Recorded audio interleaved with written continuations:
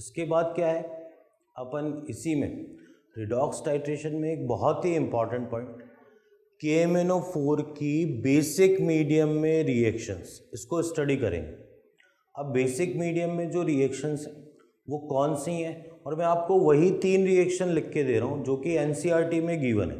आप देखें ध्यान से, तो आपको जो मेमोराइज करनी है कि MnO4 माइनस ये acidic medium, sorry basic medium बोल लें या फिर बोल लें न्यूट्रल मीडियम। तो ये अपन ने अभी पहले भी पढ़ा था कि ये किस में चेंज होगा, MnO2 में।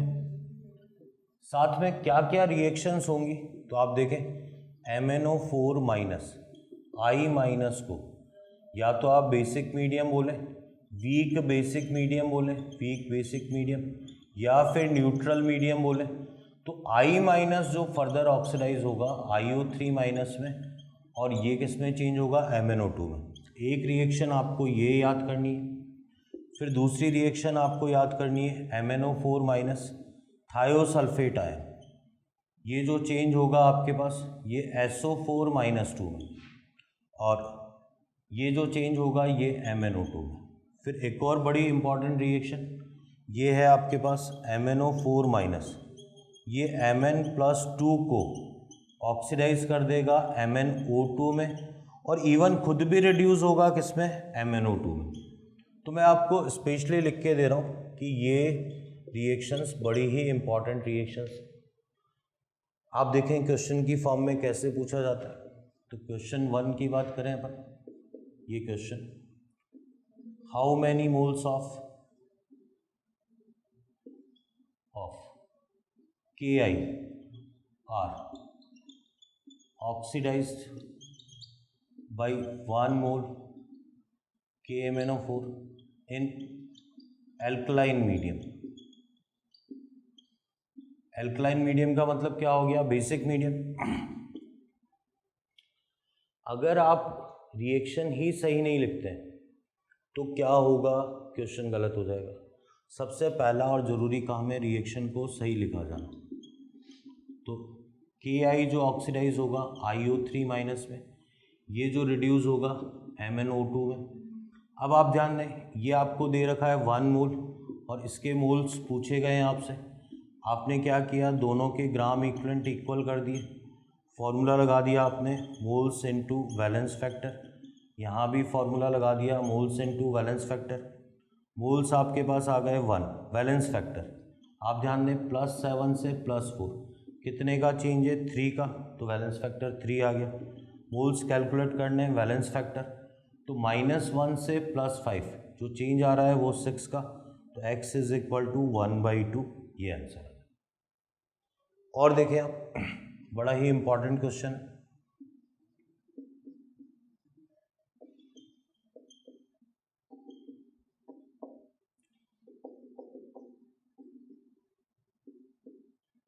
ये क्वेश्चन IIT नीट मेंस सभी में आ चुका है, वैसे ही वो क्वेश्चन भी काफ़ी इंपॉर्टेंट है।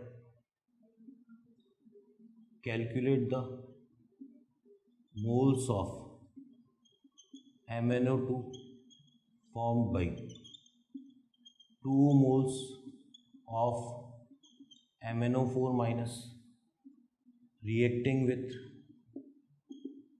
excess of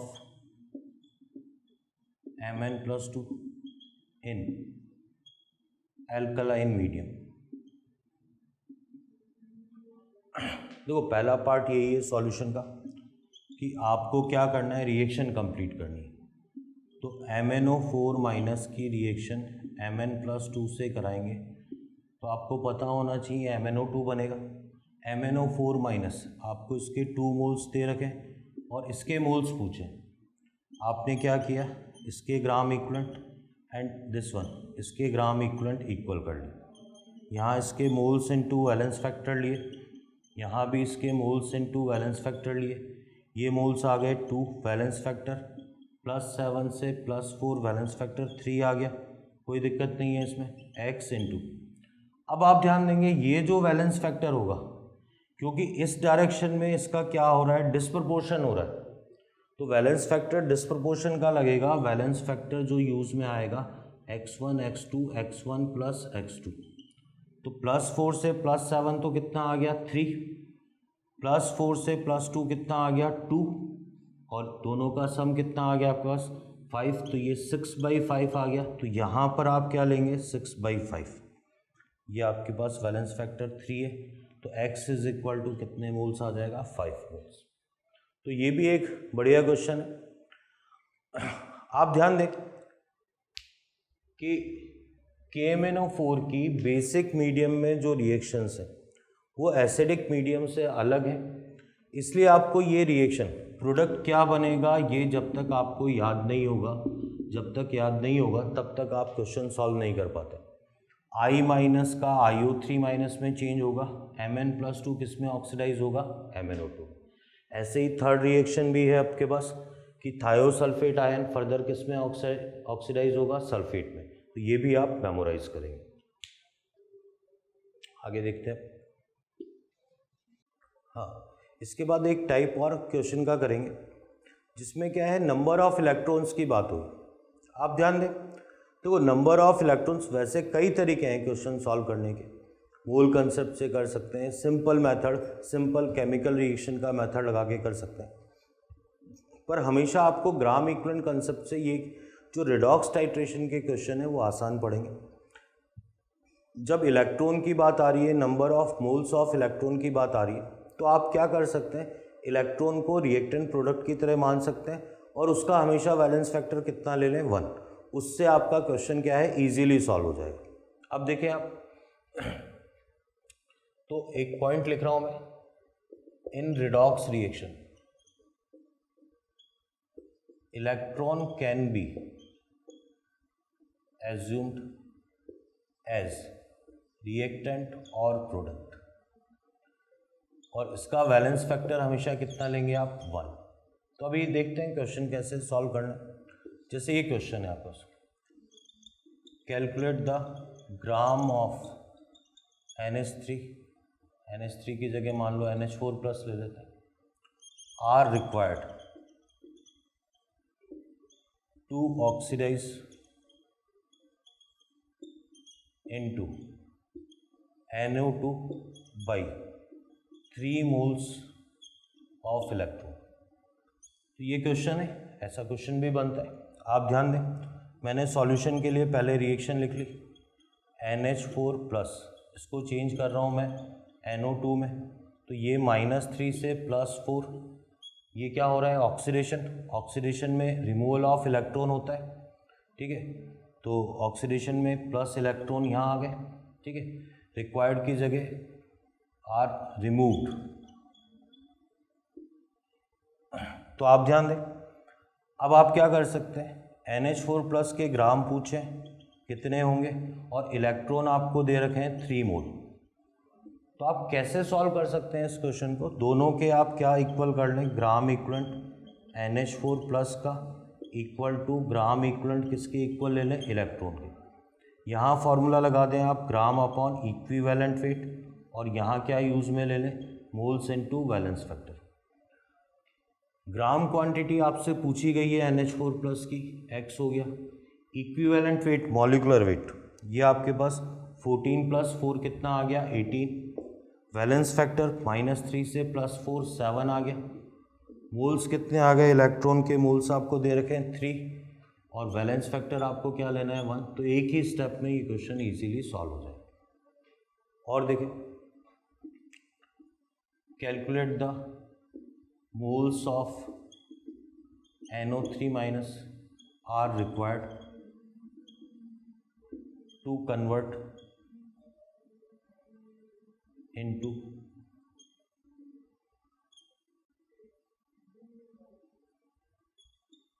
NH3 by 4 moles of electron. अब रिएक्शन लिखी अपन ने, NO3- से आपको बन रहा है NH3, इलेक्ट्रॉन की रिक्वायरमेंट, ये आपसे पूछा गया है कितने मोल्स होंगे, ये आपको दे रखा है 4 मोल्स। मैंने ग्राम इक्विवेलेंट इलेक्ट्रॉन के एंड ग्राम इक्विवेलेंट किसके इक्वल कर दिए NO3- के, यहाँ फार्मूला लगाया मोल्स इनटू वैलेंस फैक्टर, यहाँ भी फार्मूला लगाया moles into valence factor, moles 4 into valence factor 1 आ गया, इसके मोल्स x वैलेंस फैक्टर +5 से कितना हो रहा है -3, तो ये कितने आ जाएंगे 8। इसको सॉल्व करने से आपके पास क्वांटिटी आ जाएगी। तो आप देखें इसके अंदर भी क्या है कि इलेक्ट्रॉन को अगर अपन एक रिएक्टेंट या प्रोडक्ट की तरह यूज़ में ले लें तो इससे जो रिडॉक्स के ग्राम क्वांटिटी के मोल के जो क्वेश्चंस हैं वो बहुत इजीली सॉल्व किए जा सकते हैं। और यही बात क्या है कि अपन इलेक्ट्रो में भी यूज़ में, इलेक्ट्रोकेमिस्ट्री में भी यूज़ में लेके बहुत इजीली इसको सॉल्व किया जा सकता है। ठीक है, आगे देखते हैं क्या है। इसके बाद अपन रिडॉक्स का एक छोटा सा टॉपिक लेते हैं, ये है identification of oxidising agent, reducing agent, या फिर दोनों की तरह जो ट्रीट होगा उसको। तो आप देखें इस पर क्या थ्योरी है। हाँ, इसके लिए एक चीज़ क्लियर कर दूँ कि इनऑर्गेनिक केमिस्ट्री का छोटा सा part minimum and maximum oxidation number आपको आना चाहिए। अब यहाँ पर क्योंकि अपने को अभी अपना एम इनऑर्गेनिक पढ़ना नहीं है, इसलिए मैं एक टेबुलर फॉर्म में आपको ये लिख के दे रहा हूँ कि भाई इनके maximum and minimum oxidation number क्या होते हैं। तो आप देखें ध्यान से, सबसे पहले तो आपको पता होना चाहिए जितने भी एल्कली मेटल्स हैं, मीन्स फर्स्ट ए के हैं, तो सबसे पहले अपन हेडिंग की बात करते हैं कि आइडेंटिफिकेशन ऑफ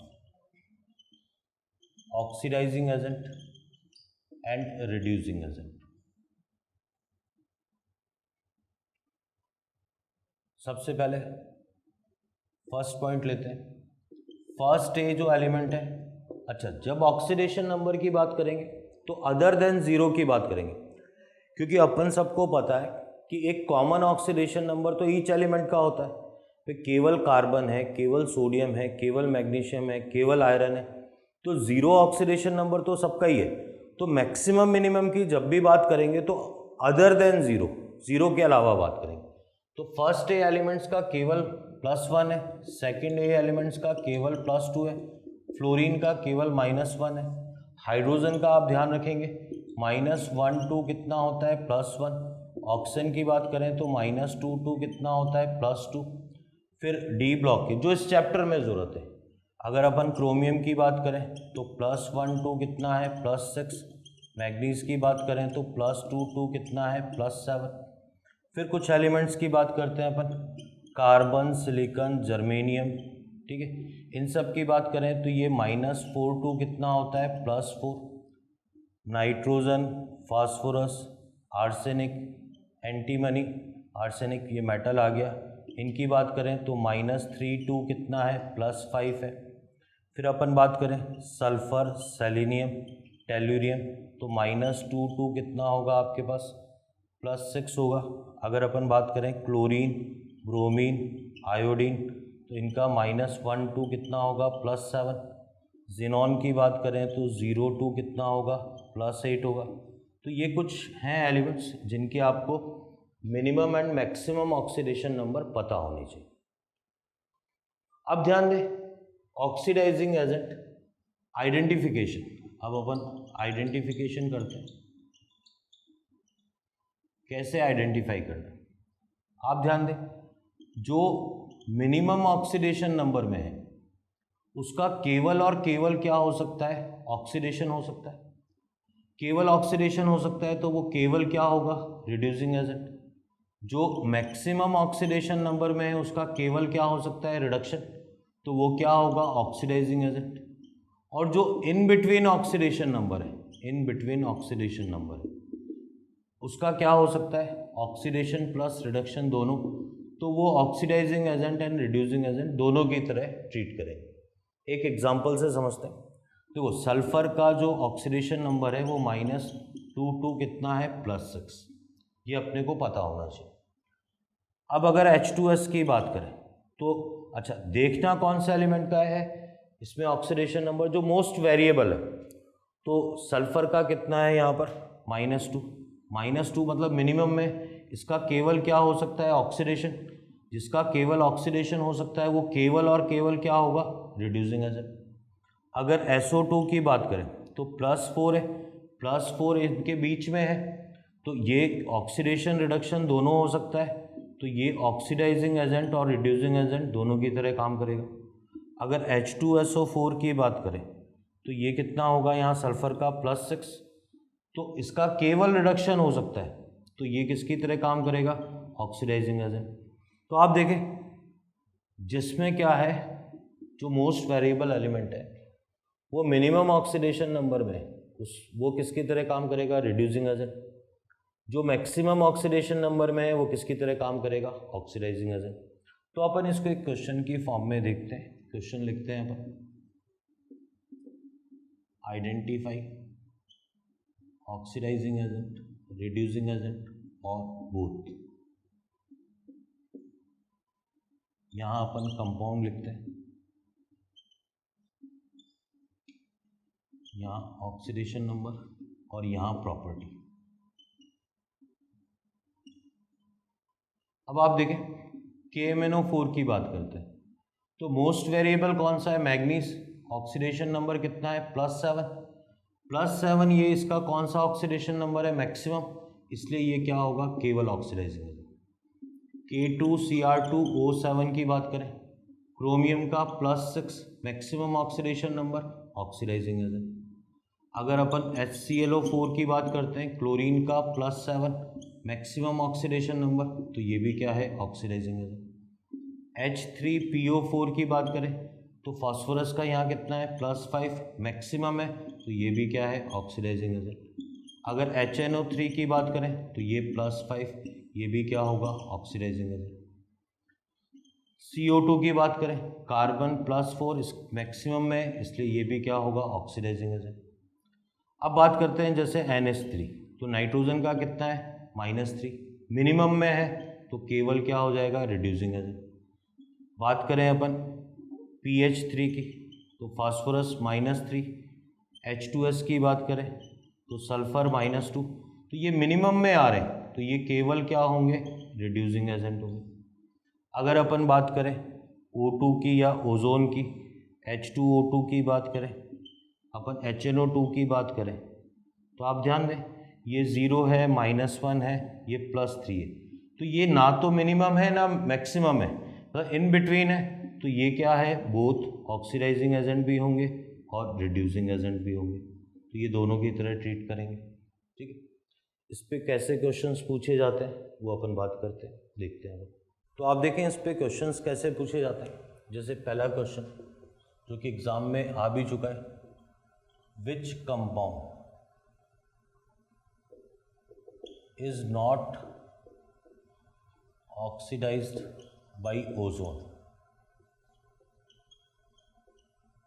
अब ध्यान दें, देखो ये कई बार स्टूडेंट को, पहले मैं ऑप्शंस लिख देता हूँ।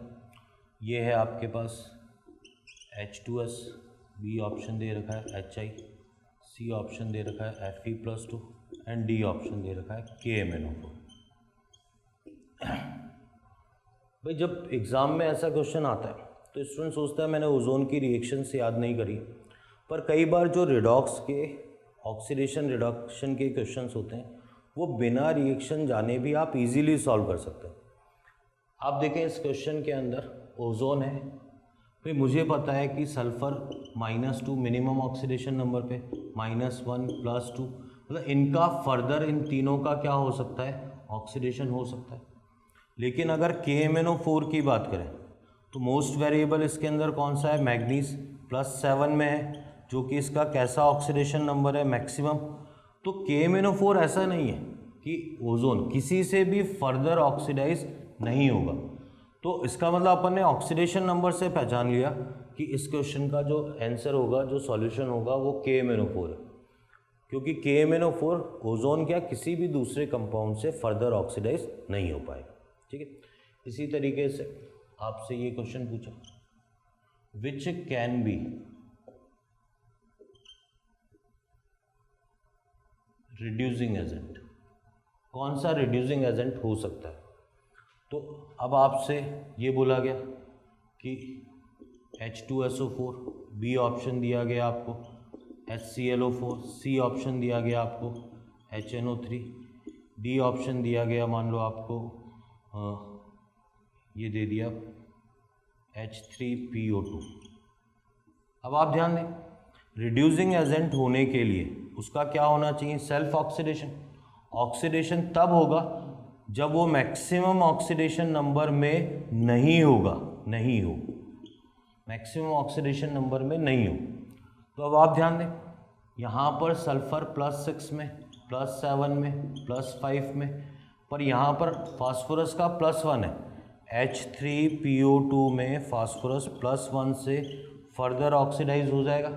तो फर्दर ऑक्सीडाइज हो सकता है, इसका मतलब ये किसकी तरह काम में ले सकते हैं इसको, रिड्यूसिंग एजेंट।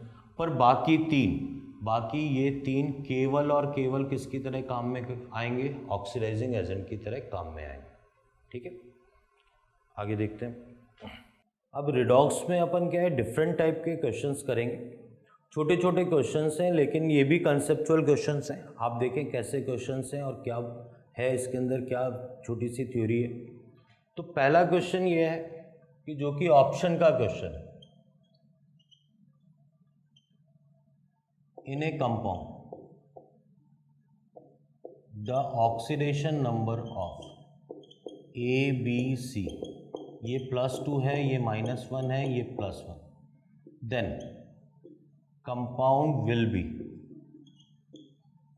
आपको ऑप्शन दे रखे हैं A2BC, बी ऑप्शन आपको दे रखा है A2C, दे रखा है आपको 2 दे रखा है, और बी आपको दे रखा है 6, फिर आपको दे रखा है ABC, और ये आपको दे रखा है इसके ऊपर +2, डी ऑप्शन दे रखा है आपको B एंड C। आप ध्यान देना क्वेश्चन कैसे सॉल्व होगा। देखो ये क्वेश्चन क्या है, आप पहले से नहीं बता सकते कि कंपाउंड कौन सा सही होगा, क्योंकि इसमें बहुत सारे कंपाउंड बन सकते हैं।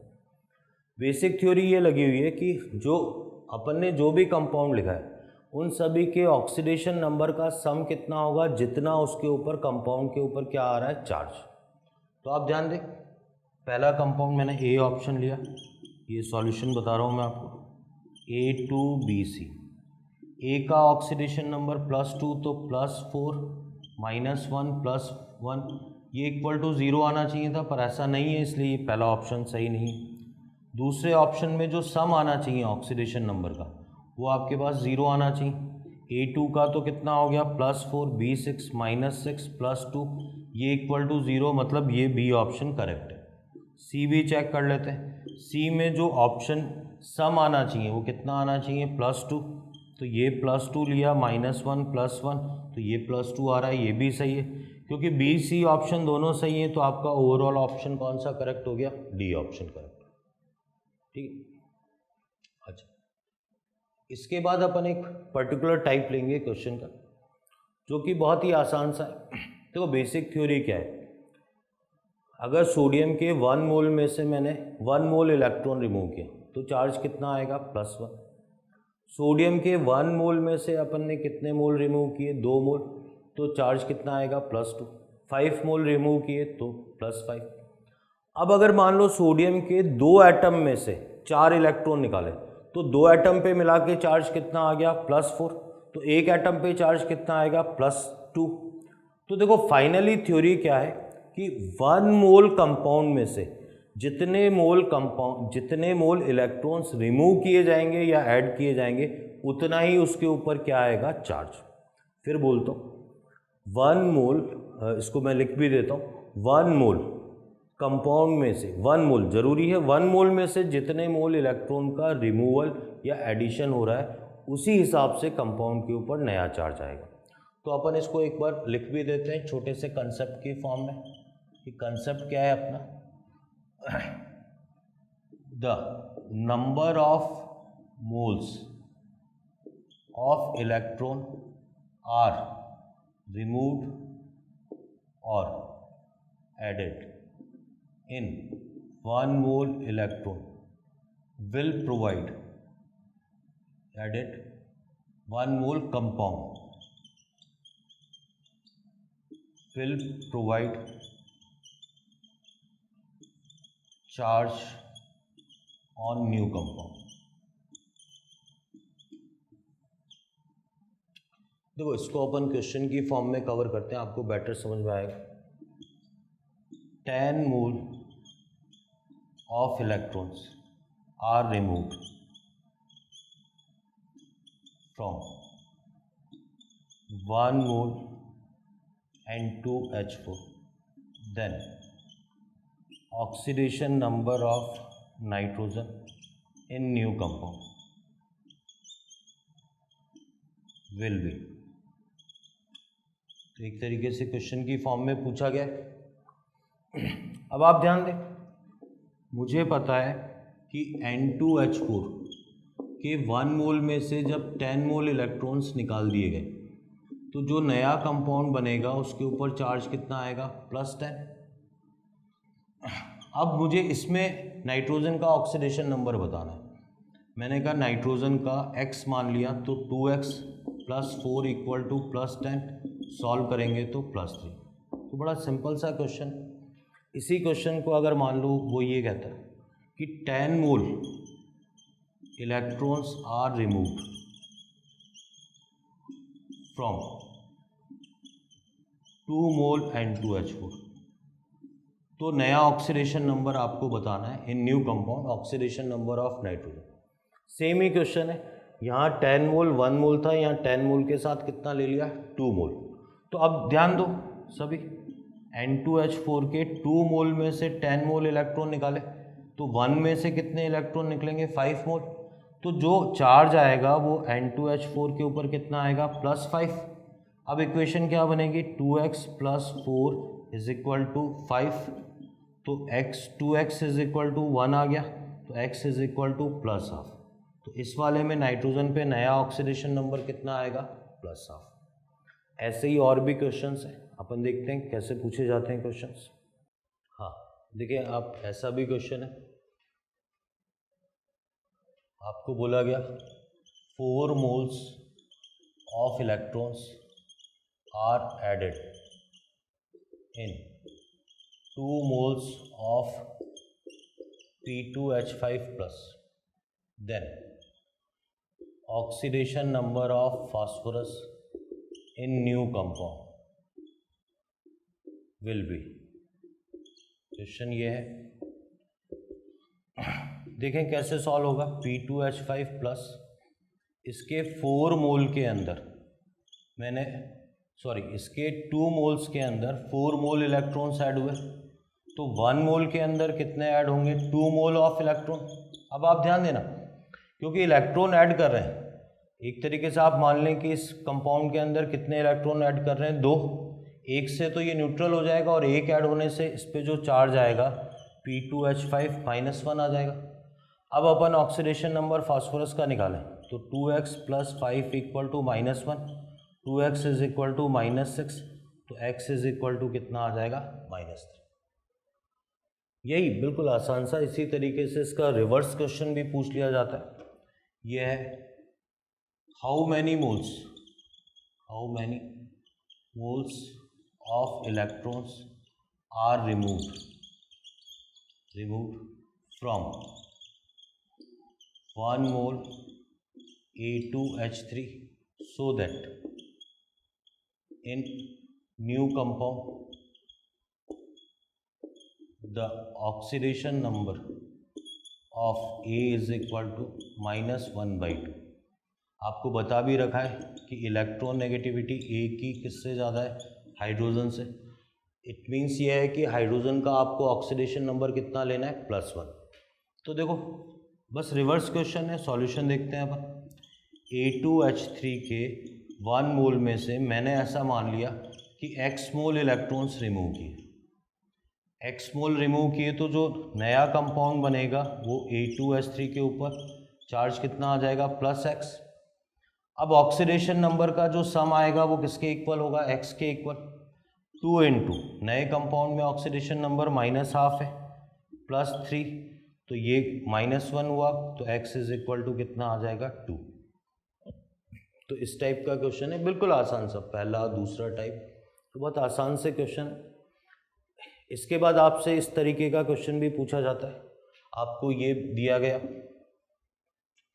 कि CO3O4, ये कोबाल्ट है exactly, is written as COX 2 COY third O4 इस तरीके से लिखा गया। आपसे पूछा गया है XY इज इक्वल टू ये क्वेश्चन मार्क। ये भी बड़ा फेमस टाइप है क्वेश्चन का। ऑक्सीडेशन नंबर से वैसे तो हिट एंड ट्रायल मेथड से सीधे ही हो जाता है, पर आप देखें कोई इसमें अगर बड़ी वैल्यू आ गई तो आपको दो इक्वेशन बनानी आनी चाहिए। भाई यहाँ पर कोबाल्ट के टोटल एटम्स कितने हैं 3, यहाँ पर टोटल कितने हैं X एंड Y। तो जब मैं एलिमेंट्स को इक्वल करूँगा, एलिमेंट्स को देखूँगा, कौन से एलिमेंट को, कोबाल्ट को, तो मैं इन दो की हेल्प से ऐसा बोल सकता हूँ x plus y is equal to 3। भाई यहाँ टोटल कोबाल्ट के एटम कितने हैं x प्लस वाई, ऊपर कितने 3, और इसी कंपाउंड को ऐसा लिखा गया है तो दोनों इक्वल होने चाहिए। दूसरा, केवल ऑक्सीडेशन नंबर से चेक करूँ तो मुझे पता है ये पूरा न्यूट्रल कंपाउंड है। न्यूट्रल कंपाउंड में सभी एलिमेंट्स के ऑक्सीडेशन नंबर का सम कितना आना चाहिए 0।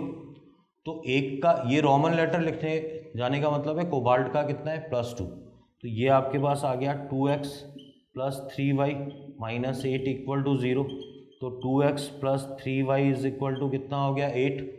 इस इक्वेशन को 2 से मल्टीप्लाई किया, 2x plus 2y is equal to 6 आ गया। ये माइनस माइनस किया तो y इज इक्वल टू 2 आ गया। जब y 2 आएगा तो x इज इक्वल टू कितना आ जाएगा 1। तो x की वैल्यू 1 आ जाएगी, y की वैल्यू कितनी आ जाएगी 2। और देखते हैं इस पे क्वेश्चन। ऐसे ही एक और क्वेश्चन है, अच्छा क्वेश्चन है, आप ध्यान दें। In compound Fe5S7 the iron is present in form of ferrous and ferric, then calculate the number of ferrous and ferric ions in above compound। ध्यान दें, अब मुझे पता है कि यहाँ पर आयरन +2 और +3 की फॉर्म में, फेरस का मुझे मीनिंग पता है, फेरस ये होता है, फेरिक ये होता है। अगर मान लो इसके X एटम्स हैं और इसके Y एटम्स हैं, तो अब आप ध्यान दें कि एक इक्वेशन तो ये बन जाएगी फेरस और फेरिक, क्योंकि आयरन के टोटल कितने 5 है, तो x plus y is equal to कितना हो जाएगा 5। एक इक्वेशन ये बन जाएगी। दूसरा, मुझे पता है कि जो ऑक्सीडेशन नंबर का सम है वो कितना होगा 0, तो 2x प्लस 3y और यहाँ पर ये कितना है S7 मतलब -14 इक्वल टू 0, तो 2x plus 3y is equal to 14। ये सेकंड इक्वेशन बन गई। इसको मैंने 2 से मल्टीप्लाई कर दिया, 2x plus 2y is equal to 10 आ गया। ये माइनस माइनस किया तो y इज इक्वल टू कितना आ गया 4। तो अपने पास कितने, y की वैल्यू 4 हो जाएगी तो x की वैल्यू कितनी हो जाएगी 1। ठीक है।